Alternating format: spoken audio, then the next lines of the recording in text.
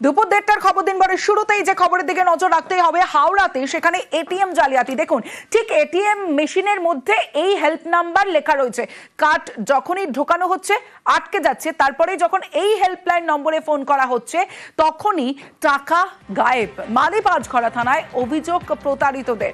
সরাসরি চলে যাব, আমার সঙ্গে আমার প্রতিনিধি দেবাশিস চক্রবর্তী রয়েছে, দেবাশিসের সঙ্গে কথা বলবো। দেবাশিস, অনেকটা সময় পেরিয়ে গেছে, প্রথমে জানতে চাইবো যে এই যে এটিএম, এতে কোনো নিরাপত্তা রক্ষী ছিল না যে সময় এই ঘটনা ঘটছিল, আর এখনো পর্যন্ত কি ব্যবস্থা নেওয়া হয়েছে? কারণ এই রকম কতজনের টাকা গায়েব হয়েছে? দেখো, এখনো পর্যন্ত মালিবাজঘরা থানার সরাসরি ভাবে 2জন অভিযোগ দায়ের করেছেন গতকালই। আর কার্যকারী বলতে ইতিমধ্যেই ব্যবস্থা নেওয়া শুরু করেছে হাওড়া সিটি পুলিশের সাইবার ক্রাইম ডিপার্টমেন্ট। পুরো বিষয়টি খতিয়ে দেখছে। তারা যেই নাম্বারতে মূলত হেল্পলাইন হিসাবে দেওয়া ছিল, সেই নাম্বার কোথা থেকে ফোন এসছে, কিভাবে গেছে, পুরো বিষয়টি কিন্তু তারা খতিয়ে দেখছে। মূলত যে সমস্যাটা হয় শালকিয়া বাদাঘাট অঞ্চলে, সেখানে একটি রাষ্ট্রায়ত্ত ব্যাংকের একটি এটিএম রয়েছে, যেটা কিন্তু নিরাপত্তা রক্ষী নেই। নিরাপত্তা রক্ষী বিহীন এই এটিএম এ সেখানে যখন কার্ড ঢোকানো হয়, টাকা বেরোনোর পরে সেই কার্ড আর রিমুভ হচ্ছিল না। কার্ড হোল্ডারে কার্ড আটকে যাওয়াতেই সেখানে মনিটরের উপরে মার্কার পেন দিয়ে লেখা ছিল একটি হেল্পলাইন নাম্বার।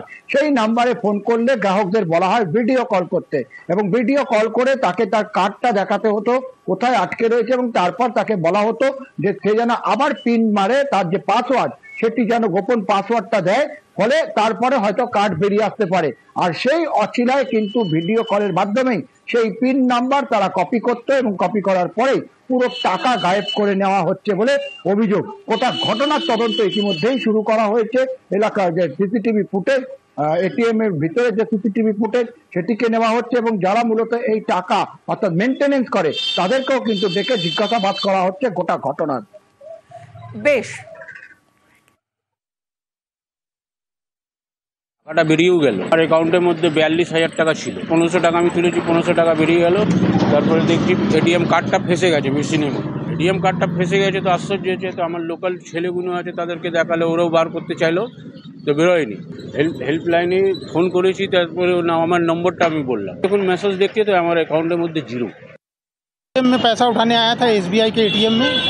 मैंने एटीएम डाला, अपना 1,500 रुपया निकाल लिए, और एटीएम कार्ड में फंस गया, एटीएम में फंस गया।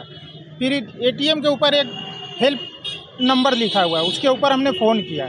वो फ़ोन किया तो उसने बोला कि ठीक है, आप एटीएम में जाइए, अपना पिन कोड मारिए, अब मेरे को वीडियो में दिखाइए। तो मैंने उसको दिखा दिया, मेरे को इतना नॉलेज नहीं था, मैंने उसको दिखा दिया। उसके बाद मैं 15 मिनट तक ट्राई किया, एटीएम निकालने से नहीं निकला। फिर मैं घर चला गया। घर जाने के बाद आज सुबह हम देख रहे हैं कि मेरे अकाउंट से 41,100 रुपीस निकल चुका है। তেহট্টের দিকে নজর রাখবো, আপডেট দেবো। গণপিটুনি খুনে ধৃত বেড়ে 13, 4 মহিলা সহ আরো 10 জনকে গ্রেফতার করেছে। আগেই 3 জনকে গ্রেফতার করেছিল পুলিশ, এবং তারপরে যে পরিস্থিতি আমরা দেখেছি, থমথমে এলাকা, আর আরো গ্রেফতার হয়েছে, এবং মোট এই সব মিলিয়ে মোট গ্রেফতার করা হয়েছে এই ঘটনায় এখনো পর্যন্ত 13 জনকে। আপডেট দেবে আমার সঙ্গে সমীর রুদ্র রয়েছে। সমীর, দেখো তমশ্রী, গত শনিবার ভোরে ছাত্রের মৃতদেহ উদ্ধারের পরই উত্তেজিত জনতা ওই অভিযুক্ত সন্দেহে উৎপল মণ্ডল ও তার স্ত্রী সোমা মণ্ডলকে পিটিয়ে খুন করে, এবং এই ঘটনায় পুলিশ স্বতঃপ্রণোদিত হয়ে প্রায় 200 জন গ্রামবাসীর বিরুদ্ধে মামলা রুজু করে, এবং সেদিনই একজনকে গ্রেপ্তার করে, গতকাল দুজনকে গ্রেপ্তার করা হয়, এবং গতকাল রাতে আরো 10 জনকে গ্রেপ্তার করা হয়। এই ঘটনায় এ পর্যন্ত মোট 4 জন মহিলা সহ মোট 13 জনকে পুলিশ গ্রেপ্তার করেছে গণপিটুনি ঘটনায়, এবং বাকিদের খোঁজে ধরপাকড় চলছে। এবং এই ধরপাকড় শুরু হতে কিন্তু এলাকা শুনশান, একদম নিশ্চিন্ত পরিস্থিতি, একদম নিশ্চুপ হয়ে আছে, এবং রাস্তাঘাটে একদম ফাঁকা, কোনো লোকজন চলাচল করছে না, এবং এলাকায় পুলিশ ছাড়া কিন্তু আর কারোরই দেখা দিয়েছে না। দোকানপাট সব বন্ধ, এবং সকলে কিন্তু ভয়ে রয়েছেন, আতঙ্কে রয়েছেন, যে কারণ ওই সময় যে প্রায় 1000 গ্রামের লোকজন তারা কিন্তু এই গণপিটুনির সময় উপস্থিত ছিলেন, ফলে তারা প্রত্যেকে ভাবছেন যে হয়তো তাদেরকেও গ্রেপ্তার করা হতে পারে। এই আতঙ্কে কিন্তু গ্রাম ছেড়েছে গ্রামের অধিকাংশ বাসিন্দারাই, এবং শুধুমাত্র বয়স্ক এবং মহিলারা একমাত্র গ্রামে রয়েছেন, এবং রাস্তাঘাট কিন্তু এখনো ফাঁকা, এবং বাকিদের খোঁজে কিন্তু তল্লাশি চালাচ্ছে পুলিশ। বেশ,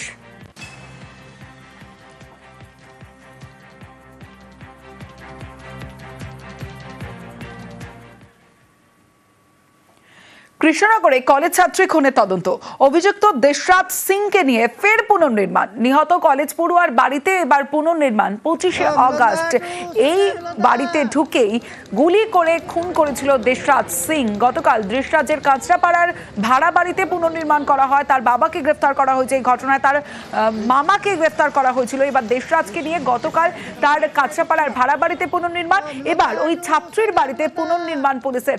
আপডেট জানবো, আমার সঙ্গে সমীর রয়েছে। সমীর, আজকে ইশিতাকে মানিকপাড়ার যে বাড়ি, সেই বাড়িতে নিয়ে আসা হয়, যেখানে ইশিতাকে খুন করা হয়েছিল। কোতোয়ালি থানার পুলিশ তদন্তকারী অফিসার তাকে একটি গাড়ি করে নিয়ে আসে এবং বাড়িতে ঢুকেই তাকে নিয়ে কিন্তু এই ঘটনা পুনর্নির্মাণ করানো হয়, যে কোন রাস্তা দিয়ে এসেছিল এবং কিভাবে সিঁড়ি বেয়ে উপরে উঠে ইচ্ছা কোন ঘরে ছিল, কোন ঘরে তাকে গুলি করা হয়, কিভাবে গুলি করা হয় এবং সে কিভাবে গুলি করার পর এলাকা ছেড়ে চম্পট দেয়, সমস্তটাই কিন্তু সে দেখায় পুলিশের সামনে। এবং এই ঘটনায় কিন্তু এলাকার লোকজন তাদের উপস্থিতিতে আসতেছে জানতে পেরে কিন্তু আগাম ধরা হয়েছিল। তারা কিন্তু দেশরাজকে দেখে খুব উগড়ে দেওয়ার চেষ্টা করে, যদিও পুলিশ কোনো রকমে দেশরাজকে এলাকা নিয়ে গাড়ি কাটিয়ে নিয়ে চলে যায়। এবং এর আগেও গতকাল দেশরাজের যে কাঁচরাপাড়ার ভাড়া বাড়ি রয়েছে, সেখানেও দেশরাজকে সঙ্গে নিয়ে পুলিশ এবারে তল্লাশি চালায়। একটি ল্যাপটপ উদ্ধার হয়েছে এবং বেশ কিছু নথিপত্র উদ্ধার হয়েছে। এবং তার বাবা দেশরাজ সিংয়ের যে বাবা রাঘবেন্দ্র প্রতাপ সিং, তাকে কিন্তু বয়সকাল জেল থেকে গ্রেফতার করে নিয়ে আসা হয়েছে। আজকে থেকে কৃষ্ণনগর মহকুমা আদালতে তোলা হয়েছে এবং জেল হেফাজতের নির্দেশ হয়তো দেবে পুলিশগুলো। এখনো পর্যন্ত পুলিশ হেফাজতে আবেদন জানানো হয়নি, পরে হয়তো জানানো হবে। সমস্ত বেশ।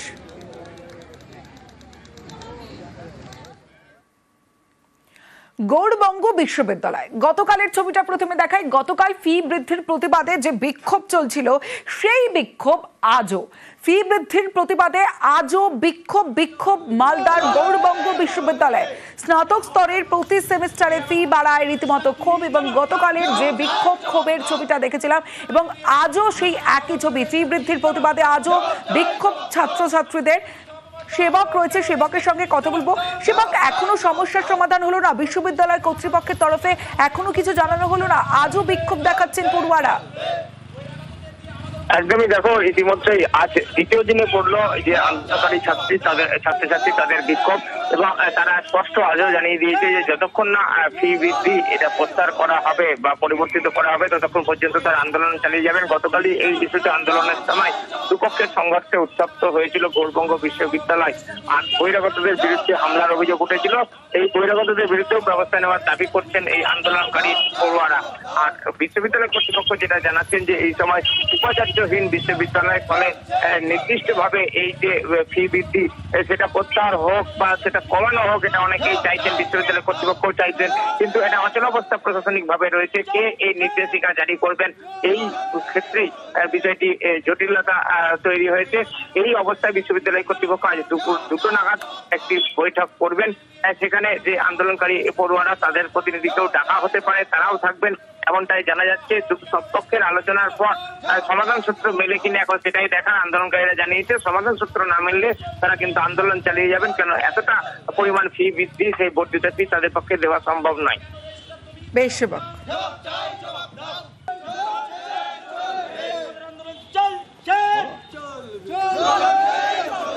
গতকালের পর আজও যে ছবি আপনারা দেখছেন, ফি বৃদ্ধির প্রতিবাদে আজও বিক্ষোভ, এবং সেই বিক্ষোভের ছবিটাই তুলে ধরছি আপনাদের সামনে।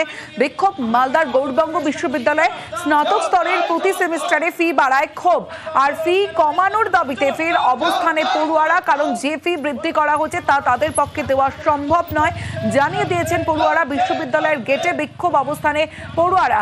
গতকাল হামলায় অভিযুক্তদের গ্রেফতারিরও দাবি। দুপুরে বিশ্ববিদ্যালয় কর্তৃপক্ষের সঙ্গে বৈঠক বিক্ষোভকারীদের। ফি কমানো নিয়ে আলোচনার সম্ভাবনা রয়েছে, এবং সেই বৈঠক থেকে কি উঠে আসে অবশ্যই নজর থাকবে আমাদের।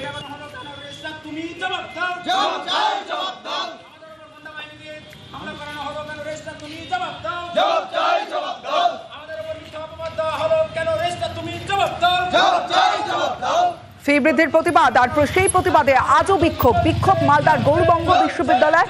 স্নাতক স্তরে যারা ভর্তি হবেন তাদের ফি বৃদ্ধি করা হয়েছে, যে ফি বৃদ্ধি তাদের পক্ষে দেওয়া এই মুহূর্তে সম্ভব নয়, এবং আজ বৈঠক রয়েছে। সেই বৈঠক থেকে কি উঠে আসে অবশ্যই নজর থাকবে।